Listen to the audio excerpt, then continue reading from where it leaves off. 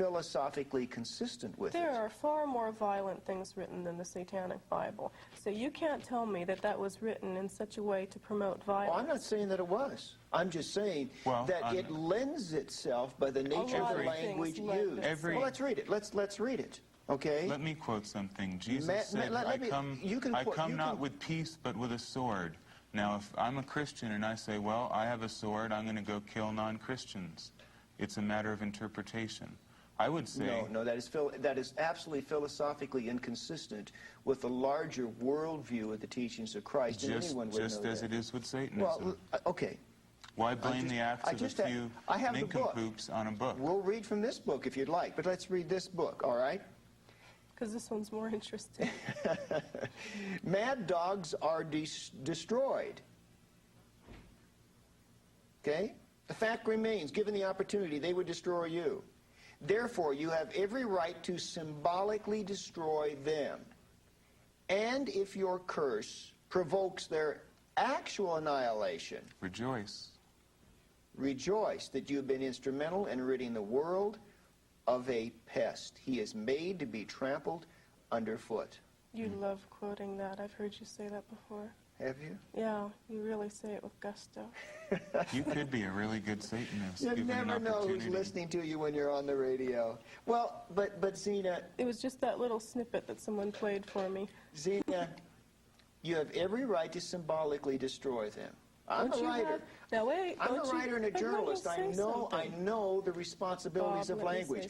If your curse provokes their actual annihilation, in other words, you're only doing this symbolically, but if in doing this curse, putting the pins in the voodoo doll or whatever, if in fact they actually do die, rejoice. Of course. Why is that inconsistent with our philosophy? I'm asking you, Zena, your father wrote this book. Right. So what you're saying... If the person actually dies as the result of the curse you put on them, rejoice. Believe me, I'm trying to give you the opportunity. If there's an out here and you don't mean that, fine, say so. Of course we mean that. What do you want me to say? Oh, no, he didn't mean to write that. Of course. What do you think we would use a destruction ritual for? It's to destroy, if your wife is raped and murdered, and you don't know who did it, and you want to throw a random curse at whoever it was that did it, and if it works, shouldn't you be happy?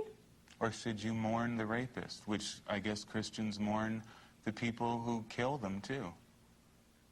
Because what is it? I don't know. What response do you want from us?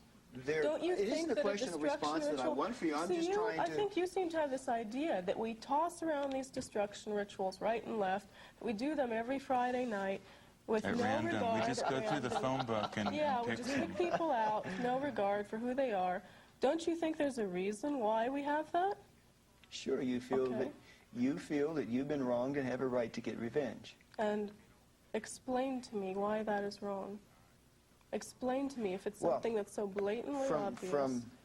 The explanation is that when we allow every individual to become the arbiter of his own actions, the rule of thumb of his own conduct, and the determinate factor as to whether or not he is the wronger or the wrongee, then we have millions of individuals running around choosing their own courses of action. You'll never have that. People are too lazy to decide that. In a society, we have a lot of very hurt, angry, dysfunctional, psychotic people who then, in turn, use this as an excuse for reprehensible action. Granted. And they use Geraldo Rivera, too, as an excuse to kill their mother, because Geraldo Rivera brought Satanism. A psychotic could look at TV Guide and find a motive for murder in it. It's really a moot point. You can read any book in the world and find an interpretation that you feel is valid to it. Music. This is your album, Nicholas. It's called Radio Werewolf, The Fiery Summons. You're pretty good at marketing yourself. That's the devil's place. Illusion and showmanship. You mean the devil is alive and well in Madison Avenue? Of course. Advertising is the devil's trade. I think you and I agree with that. You're a self-described satanic musician. You've heard his music, Zena. What does it sound like? You tell me. It's more along the lines of classical music. It would be the equivalent to, it is satanic gospel, I guess you could say. It would be the equivalent of what you have. Except the word gospel means good news. In this case, it's good bad news news. to us. It's good news. Bad news for you. What does the music do to you when you listen to his music?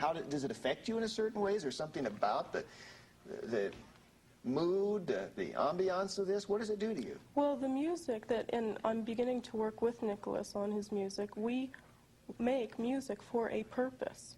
It's not just background music, or it's not just, you know, fluffy, light stuff. This is not elevator satanic music. It's ritualistic music. It is music that by even the act of listening to it, you are participating in a satanic ritual. By listening to, so if I put this on and listen to it, I'm participating. But you're a listener. I'm asking you, how does it make you feel? It's very stirring. It's very emotionally charged. You can't listen to this music and say you don't feel something, because you do.